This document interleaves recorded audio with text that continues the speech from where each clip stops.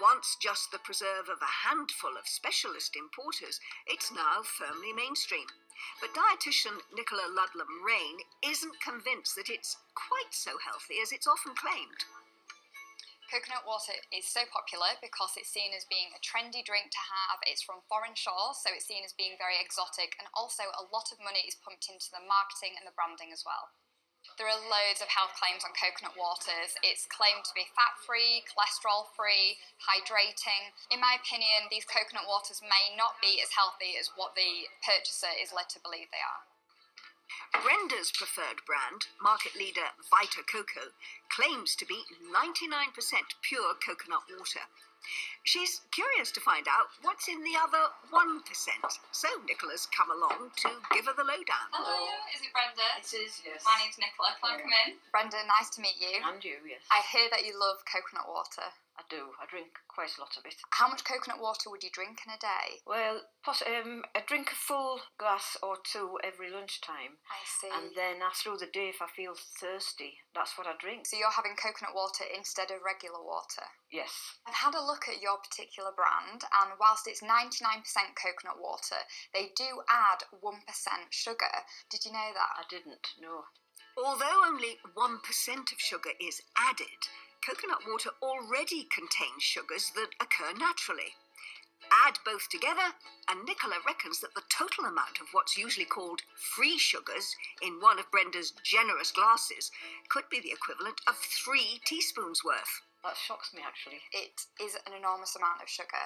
So you would actually be exceeding your daily recommended allowance of free sugars. And free sugars is anything that's added by the manufacturer to foods or drinks, or anything that's naturally occurring in fruit juice and honey. And it can add up, especially if we're drinking a litre of it a day. Brenda's getting through around 3 large glasses a day. That's almost a litre, which, if Nicola's calculations are right, means she could be glugging what works out at nearly 40 grams of sugar in her coconut water alone.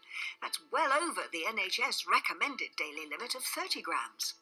Yeah, I'm a bit shocked because I thought I was being good, and I thought that the coconut water was part of a good, healthy diet. Knowing that, would it make a difference in the future? I won't drink as much per day.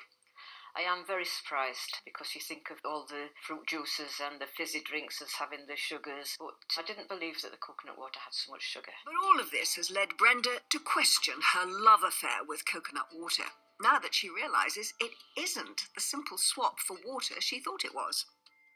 So, is it good for me? From a hydration point of view, I'd say that water is much better. Water is sugar and calorie free, and it's also much cheaper.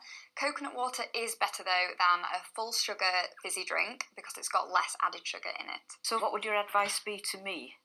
My advice would be to stay hydrated with water throughout the day. Then if you fancied a glass of coconut water, have a small glass as a treat instead of a full sugar fizzy drink. So, as ever, moderation is the key when it comes to coconut water.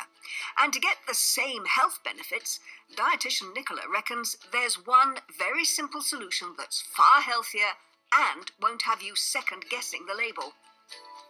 A much better alternative to coconut water, in my opinion, would be a glass of plain tap water and a banana. Bananas not only contain potassium, but fibre, as well as slow-release energy, and they're much cheaper as well.